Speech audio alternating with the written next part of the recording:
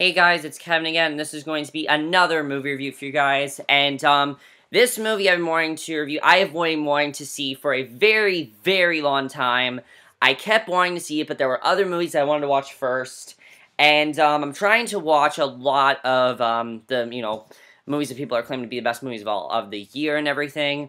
So, I decided I'd watch this movie, especially after my friend watched it, a Kid of Awesome. He watched this movie and told me it's one of the best movies of the year. So I decided I would watch it. And by the way, guys, I know now in my regular setting, this is my parents' bedroom, but that's because I watched the movie in here. But, that movie I'm going to be reviewing to you is The Babadook. I have been wanting to watch this movie for such a long time. Ever since the trailer came out, I've wanted to see this movie. Because the trailer looked like it was actually going to scare me. And it is very rare for anything to scare me. Does things shock me? Yes. Do things do things keep me in suspense? Yes. Do things have me on the edge of my seat? Yes. But it's very rare for something to scare me. I mean, really only a few horror movies have scared me. Like The Exorcist. That's a very scary movie. And, I heard many things about this movie actually being pretty scary, and after watching The Babadook, what did I think of it? The Babadook is an absolute masterpiece. I think this movie is absolutely fantastic. I think that this is a return to classic horror. This is what horror needs to be, not just jump scares. We need to have horror like this, and it really is a fantastic movie, and by far one of the best movies of the year. But let's get to the plot of The Babadook. The Babadook is basically about this mother, Amelia. She is going through a lot of grief. That's one of the things about this movie. The movie is really all about grief and depression. She is going through a lot of grief. She just lost her husband in a car accident. She's having, like, repeated dreams about him. And her life is pretty much just a living hell. And when I say it's a living hell, it is a living hell. Because not only does she, plaguing the violent death of her husband, she has to deal with her bastard son. And when I say he is a bastard child, he is a bastard child. He is so annoying. He's constantly wanting, her help with things. He's constantly, causing her more stress and everything. And basically her son actually has to be taken out of school because he carries homemade weapons, and, he's taken out of school because of that. So, she has a lot going on. Now, one day, her son Samuel wants her to read to him the story of a new story, and the story they read is The Babadook. And in that book, once they're done reading that book, really weird stuff starts to happen to them. And basically, she kind of gets scared because her son starts to think, oh, he's like, the Babadook's gonna get us, the Babadook's gonna get us. And they soon discover that the Babadook could be real. She thinks her son is crazy at first, but they soon discover that this symbol, the Babadook, could be a real thing. And that's basically the plot of the Babadook, which I think is a fantastic plot. But one of the things that makes this movie so good, and one of the things a horror movie needs to have, and something that this movie does very well, is actually really good acting. It is very rare nowadays for horror movies to have very good acting. Most times what they'll do is they will cast random teenagers or people that look like teenagers and put them in a horror movie. Ouija did it. Annabelle did it. Like, there are so many horror movies nowadays that do that, and it does not work. All that does is basically a cash grab, like Ouija and things like that, which I am watching because I want to watch it because I heard it's one of the worst movies of the year, but what this movie did is it actually has very, very good acting. And let's talk about the acting. Essie Davis.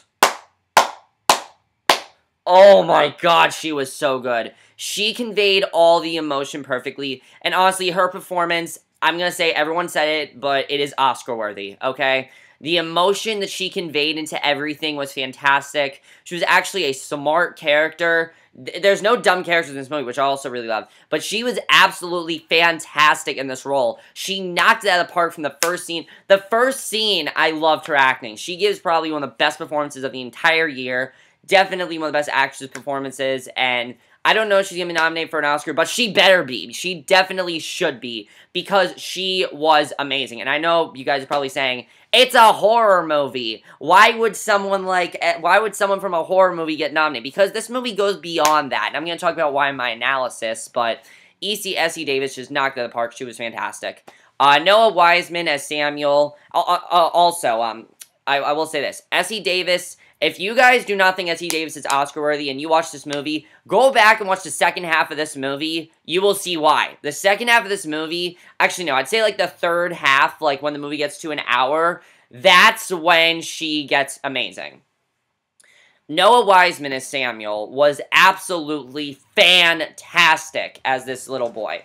This little boy is very, very annoying, but it's not the actor that's annoying, it's the character that's annoying. And the way he portrayed it was very well done, especially for a little kid. He did a very good job, definitely. I thought he was definitely very, very good in the movie. He wasn't annoying in the sense of the actor's annoying, oh my god, I don't want to see him. He was annoying in the sense of he's annoying because she has to deal with him, and he portrayed that perfectly, and I definitely really enjoyed that.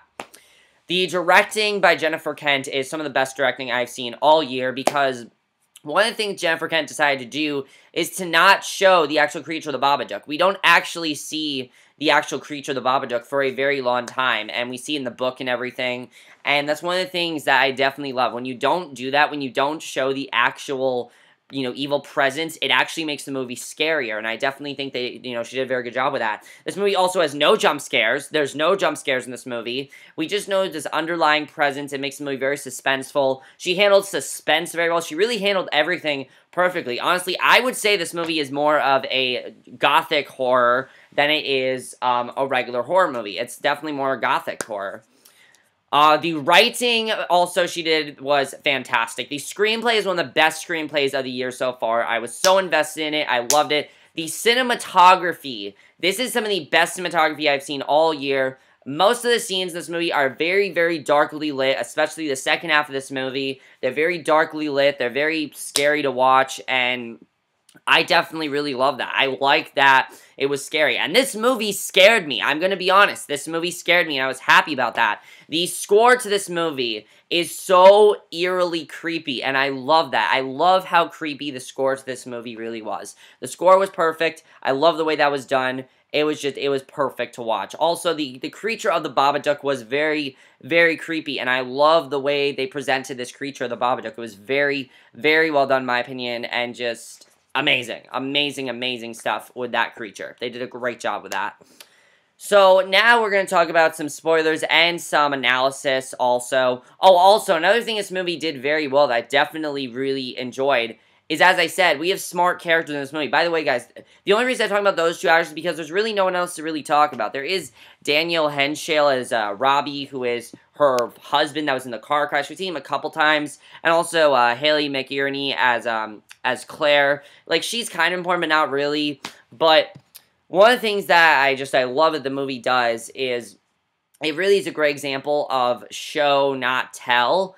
It shows you things, and it doesn't just tell you things. It actually shows things that I definitely really like. Like, the book is very creepy. Some of the scariest scenes in the movie involve the book, and I really enjoy that. I like that it's not like, oh my god, this door's randomly opening. Like, there is stuff like that, but it's not like, oh my god, it's not like Paranormal Activity 2 where the kitchen doors randomly just, like, open all of a sudden. It's not like that. It's not like Ouija where there's a bunch of, like, teenagers in a movie who are just, like, gossiping and everything, and then something scary happens. It's not like that. This movie is legitimately scary and is legitimately very depressing. And I will say, yes, if you guys do not like very sad movies, don't watch this movie, because this movie is actually very, very sad, which I really enjoyed, because when a horror movie is actually sad and depressing, it works very, very well in my opinion. It definitely makes sense in my analysis, which let's get to my analysis. Now, some of this analysis I took from Kane LaPlante, aka Kid of Awesome, but some of it I kind of came up on my own.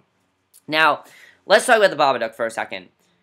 The Babadook is actually a good thing. And by the way, spoilers if you guys have not seen the Babadook, but the Babadook is actually a good thing. And we're going to talk about why. First of all, let's get to this whole movie. The whole movie, Amelia is going through depression. She's going through depression. She's going through sadness. All that kind of stuff is going on with her.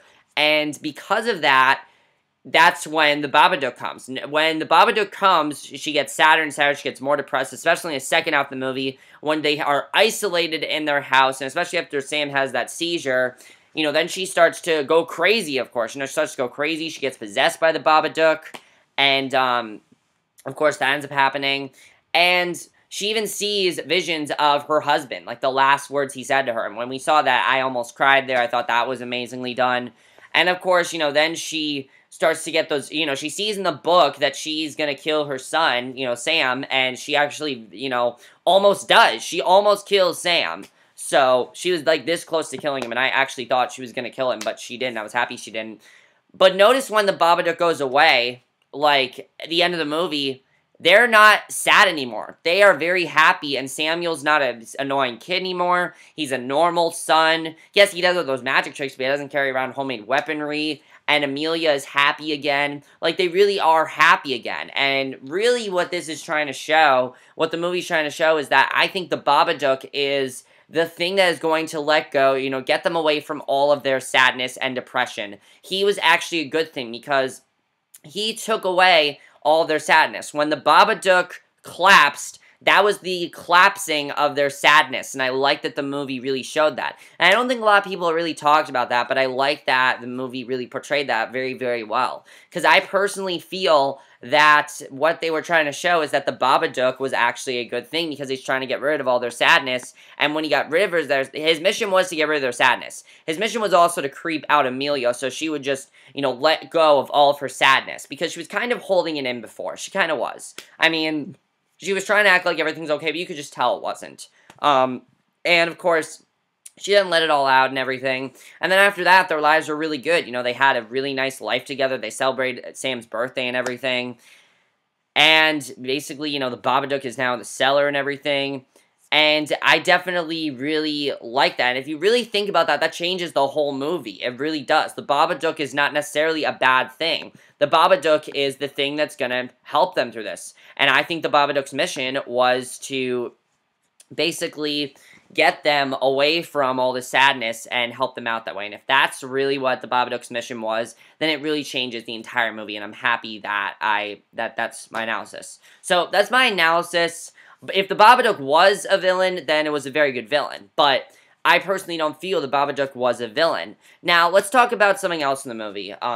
Away from the analysis for a second. The disturbing camera work also in this movie is very, very well done. The shots are very good. The second half of this movie, we're going to talk about some of the scenes that really creep me. The scariest scene for me in this movie is after Amelia took out her tooth, I was like, oh my god, this is creepy. After that happened, I almost there were parts where I couldn't watch this movie, okay? I had to look away at a couple points because this movie really is that scary. It's one of the scariest horror movies I have seen in a very long time. Is it the scariest movie I've ever seen in my life? No, it's not.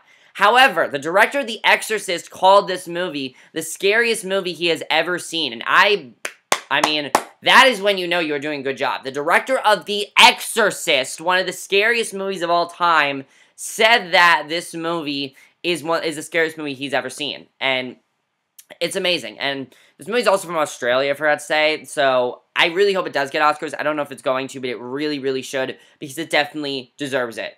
But if you guys have not seen The Babadook, please, please watch this movie. I beg of you, if you are a fan of horror movies, if you think that you're a horror fan, watch this movie. Okay, if you're upset that horror movies are so cliched nowadays and have so many, like that commercial on TV with, the chainsaws and things like that? Where they're like, oh, go buy the chainsaws and things like that. Those terrible, that hilarious commercial? Watch this movie, because there are no dumb characters in this movie. None of the characters in this movie make dumb decisions. They're not like that, and I love that the movie portrays that, definitely. And I love that about the Babadook. It's smart horror, and that's what I like. I like smart horror. That's what we need. This is what real horror is. This is what we need. And if horror fans keep making movies like this, then horror is going to become a very good genre again. Horror is not bad unless you make it bad, but horror can really work if you basically make it like this movie did. And as I said with this movie, it really is a very gritty drama, which I definitely really love as well.